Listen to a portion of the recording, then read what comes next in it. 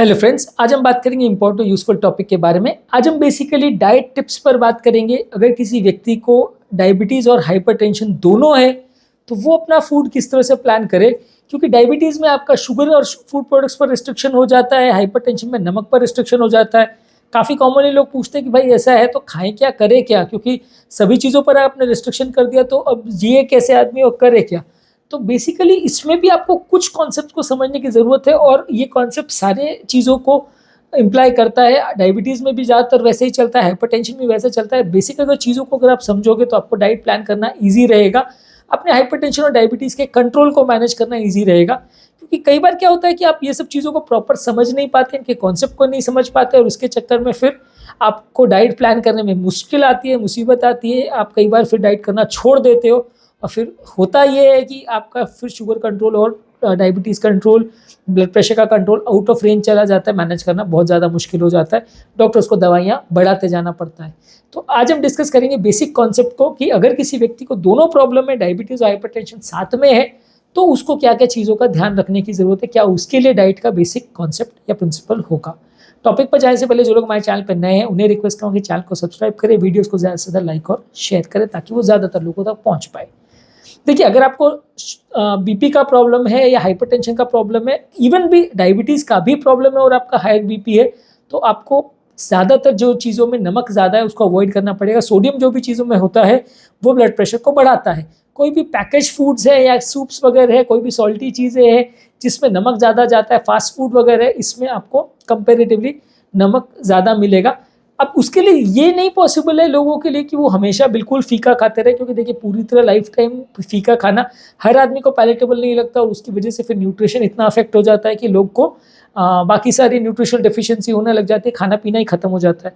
तो उसमें फिर आपके लिए ज़रूरी ये है कि आप अपना न्यूट्रिशन को प्रॉपरली मेंटेन करिए और उसको मेंटेन करने के लिए आप कुछ नमक के बदले सीजनिंग्स को यूज़ कर सकते हैं, स्पाइसेस को यूज़ कर सकते हैं, कुछ अलग अलग तरह के फ्लेवर्स होते हैं उनको यूज़ कर सकते हैं, जिससे आपका खाना बिल्कुल बेस्वाद नहीं हो जाए। क्योंकि नमक रेस्ट्रिक्ट करना एक बहुत बड़ा प्रॉब्लम हो जाता है और खाना जब बिल्कुल नमक रहित हो जाता है तो ज़्यादातर लोग उसको खाना अवॉइड ही करने लगते हैं।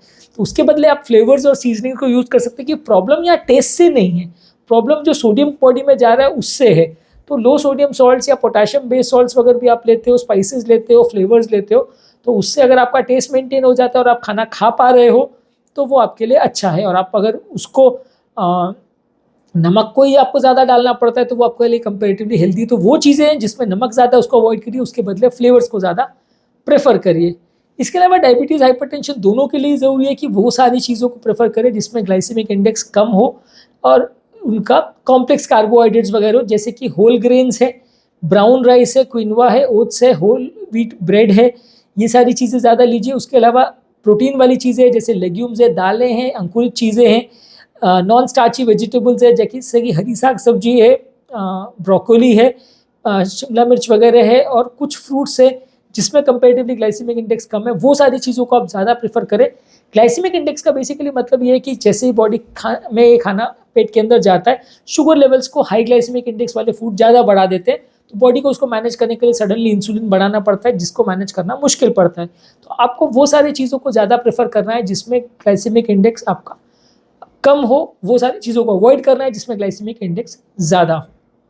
इसके अलावा प्रोटीन्स की जहाँ तक अगर बात करें तो डायबिटीज़ हाइपरटेंशन दोनों ही पेशेंट्स में आपको लो फैट वाले प्रोटीन्स लेना है, यानी प्लांट बेस्ड प्रोटीन्स लेना है।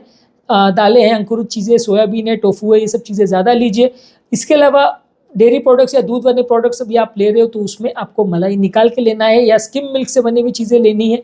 और अगर नॉन वेजिटेरियन प्रोडक्ट्स में आप मटन चिकन वगैरह भी ले रहे हो तो जितना उसमें फ़ैट कम हो या लीन कट्स हो या स्किनलेस फ़ैट हो वो ज़्यादा आपके लिए अच्छा है।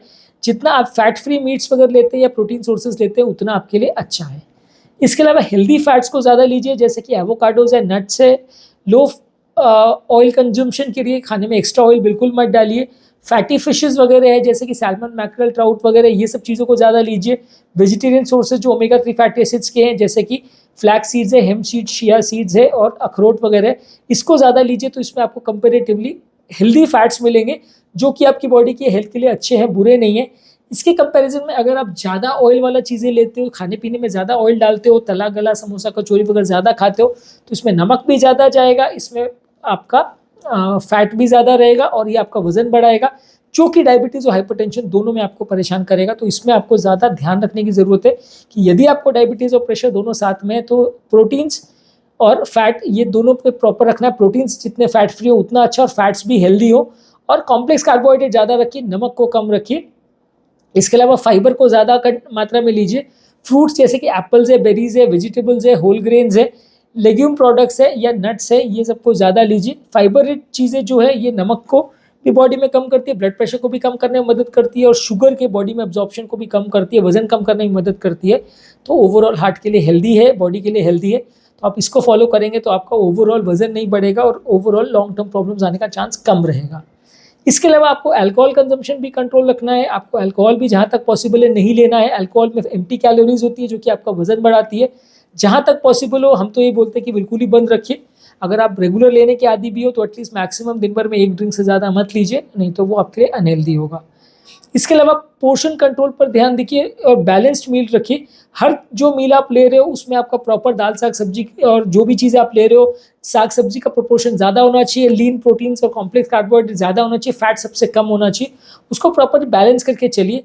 अगर आप पूरा खाने के बदले एक पिज़्ज़ा खा लेते हो या एक कोल्ड ड्रिंक पी लेते हो या थोड़ा समोसा कचौरी खा देते हो तो वो बैलेंस मील में नहीं आएगा। भले कैलोरी लगभग दोनों की अगर बराबर भी हो तो भी वो दूसरा ऑप्शन जो है वो आपके लिए अनहेल्दी होगा। आपका बीपी और शुगर बढ़ने का चांस कई गुना बढ़ जाएगा। तो इसलिए सिर्फ कैलोरी मैनेज नहीं करना है, बैलेंस डाइट अगर आप लेंगे तो आपके लिए ज़्यादा हेल्दी है और आपका कंट्रोल बॉडी का कंपेरेटिवली बेटर रहेगा।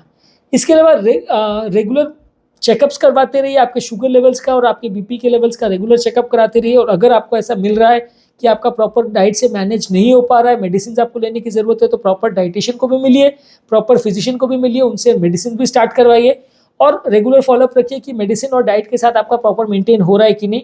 प्रॉपर डाइटिशियन को भी आप मिल के उनसे भी प्रॉपर डाइट चार्ट ले सकते हैं। हालांकि उनके बने हुए डाइट चार्ट को फॉलो कर पाना और डे टू डे बेसिस पे उसको मैनेज कर पाना इतना ईजी नहीं होता, क्योंकि एक लिखी हुई डाइट चार्ट को ज़िंदगी भर फॉलो करना इतना आसान नहीं होता। पर अदरवाइज़ अगर आप उनसे प्रॉपर सलाह लेते हैं कौन सी चीज़ अच्छी है कौन सी चीज़ नहीं है तो आपको ज़्यादा फायदा मिलेगा। हर चीज़ के बारे में खुद को अगर आप एजुकेट करते हैं तो आपको ज़्यादा अच्छे रिजल्ट्स मिलेंगे। जो पेशेंट्स अनअवेयर रहते हैं अपनी बीमारी के बारे में, उनको बीमारी के कॉन्सेप्ट नहीं समझ में आते, बीमारी को नहीं समझते, उनको बीमारी मैनेज करना मुश्किल होता है, लॉन्ग टर्म रिजल्ट्स उनको खराब मिलते हैं। वहीं जो पेशेंट्स अपने आप को प्रॉपरली मैनेज करते हैं, सब चीज़ों को अच्छे से मैनेज और कंट्रोल करते हैं, उनको लॉन्ग टर्म रिजल्ट्स काफ़ी अच्छे मिलते हैं और उनको दवाइयों से और डाइट से भी फ़ायदा काफ़ी अच्छा मिलता है। इसके अलावा रेगुलर फिजिकल एक्टिविटी कीजिए, जैसे आपके हेल्थ केयर प्रोवाइडर ने किया है, वॉकिंग, रनिंग, जॉगिंग, इस तरह से एक्सरसाइज कीजिए। इससे आपका sugar control, blood pressure control, weight management सब चीज़ों में मदद मिलेगा। ओवरऑल कार्डियोवास्कुलर हेल्थ भी अच्छी रहेगी। तो आज के बेसिक कॉन्सेप्ट में हमने ये बात करी कि अगर आपको प्रॉपर डायबिटिक या हाइपरटेंशन दोनों प्रॉब्लम अगर एक साथ में है तो बेसिक कॉन्सेप्ट आपका सेम ही रहेगा। आपको शुगर्स वगैरह ज़्यादातर अवॉइड करना है, नमक अवॉइड करना है, कॉम्प्लेक्स कार्बोहाइड्रेट ज़्यादा खाने हैं, हेल्दी प्रोटीन ज़्यादा खाने, हेल्दी फैट ज़्यादा खाने, फाइबर ज़्यादा खाना है, पानी ज़्यादा पीना है, अल्कोहल और स्मोकिंग को बंद रखना है, रेगुलर एक्सरसाइज करना है। इन चीज़ों को आप फॉलो करोगे तो दोनों में, डायबिटीज़ और हाइपरटेंशन दोनों में ही आपको फ़ायदा मिलेगा। और इस चीज़ों पर आप ध्यान नहीं रखोगे तो दोनों ही बीमारियों का कंट्रोल आपका कॉम्प्रोमाइज़ होगा। तो आज के टॉपिक को एंड करने से पहले जो लोग हमारे चैनल पे नए हैं उन्हें रिक्वेस्ट करूँगा कि चैनल को सब्सक्राइब करें और वीडियो को ज़्यादा से ज़्यादा लाइक और शेयर करें।